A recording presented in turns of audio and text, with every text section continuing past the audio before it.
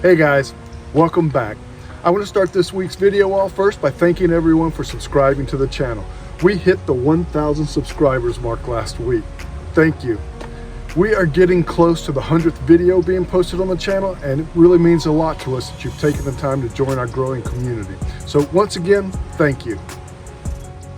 This week, since we hit our first milestone I've been working towards to consider us an actual content creator, thought I'd give you a glimpse into the reality of living in an RV full-time and being a YouTuber. This is how every day starts for us. Well, at least for me. Steve's usually still in bed.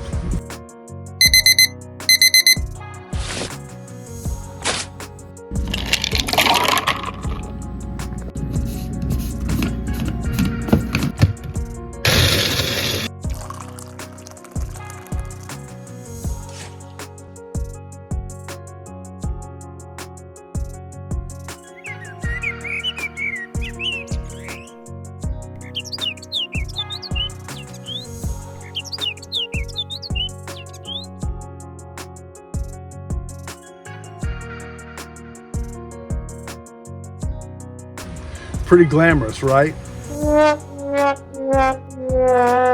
When you're a full-time RVer, it's not always about finding those picturesque spots where it's just you and nature. Often, you're parked among many other campers, and your neighbors are just outside your door. Living in an RV full-time means learning to live minimally and making the most out of a small space. Don't mind me, I'm just right here. You just keep on editing. Rose works at the kitchen table, and I set up shop on the bedroom dresser. Now don't get me wrong, it's not a tiny camper. It has approximately 350 to 400 square foot of living space when the slides are out and fully open, but still, that's not a lot of space when you're in it for a while. And we're going on our 4th year of full-time RV living, and the lack of space can work on you at times, but we make it work. Let me show you a little bit of our home. We have a nice love seat right here. That's where we sit and we watch TV over there. Got a full couch.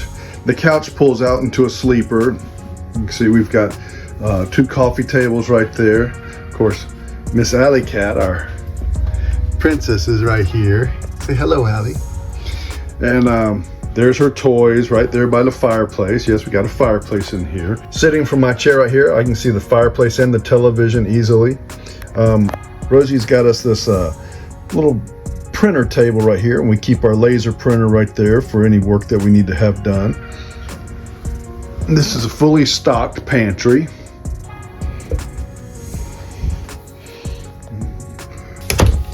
We've got a residential size stove and oven down here. Got a microwave. We have a residential size refrigerator.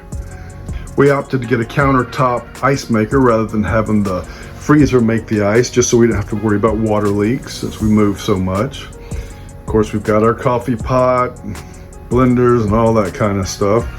All the counter space and cabinet space. Central air conditioning. That's what these vents here are for.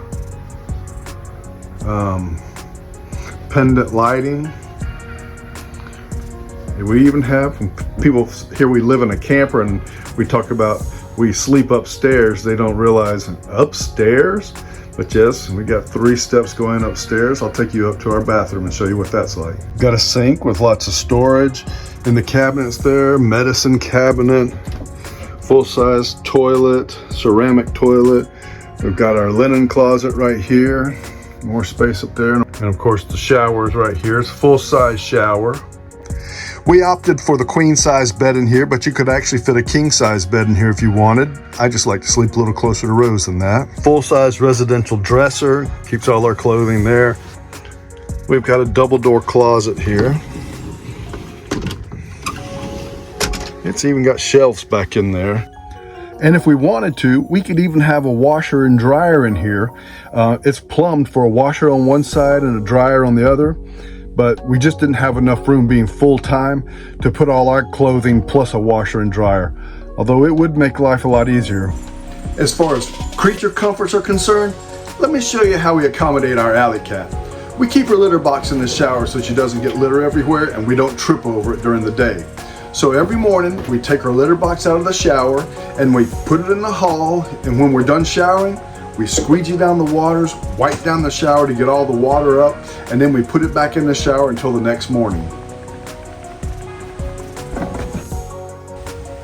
So we have all the same conveniences that you would in a regular home. It's just on a much smaller scale. Like I said, it can get challenging at times, and you better be handy at this lifestyle, because when something can break, I guarantee it will break. But for me, the best part of RV living is having the freedom to travel wherever we want and wake up to a different view whenever we want to. For me, one of the best parts of RV living is being able to take our home on the road with us. We can explore new places and still sleep in our own bed at night. Whether exploring national parks, small towns, or big cities, we always come back to our own home at the end of the day.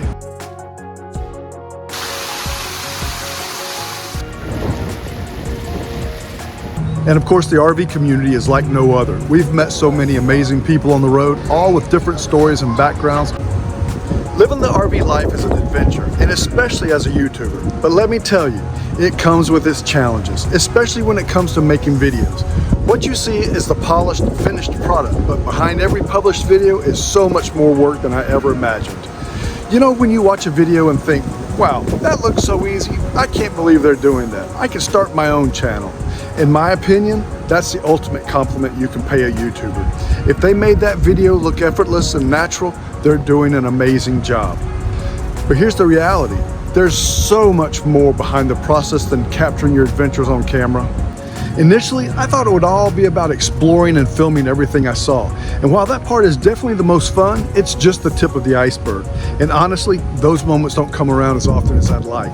The bulk of the work happens behind the scenes. The planning, the editing, the designing thumbnails, crafting titles and descriptions, and marketing the video so people can find it. It's a grind trying to push your content out there. So when you think influencers are just cruising through life, remember how much effort actually goes into their work. There are a lot of late nights and long hours, especially when you've committed to a weekly upload schedule like we have.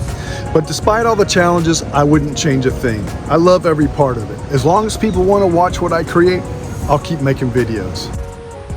Well, that's a wrap for today. I hope you enjoyed this day in the life of an RV YouTuber. We've enjoyed taking you along.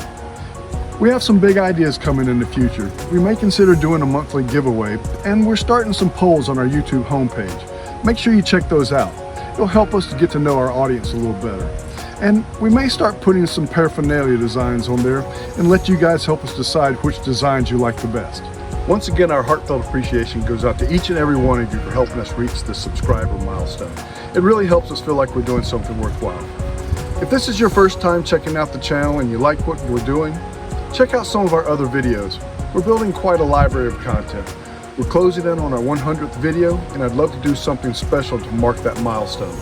If you have a suggestion, leave it in the comments below. So as always, guys, don't forget to like and subscribe, and stay safe out there, and we'll see you next week.